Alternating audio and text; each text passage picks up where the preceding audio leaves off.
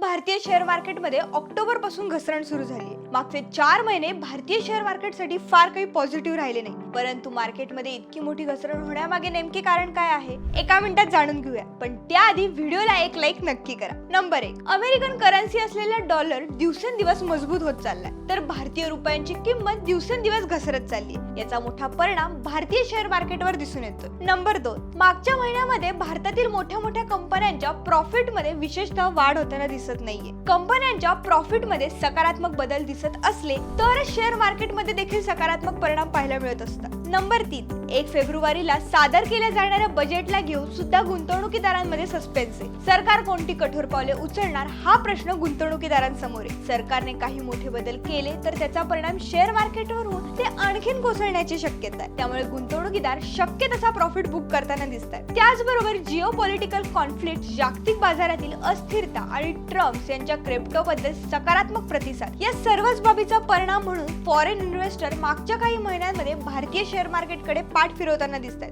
बाकी तुम्हाला ही माहिती आवडली असेल तर जास्तीत जास्त शेअर करा आणि अशाच कामाच्या माहितीसाठी आत्ताच पैसा पाणीला फॉलो करा।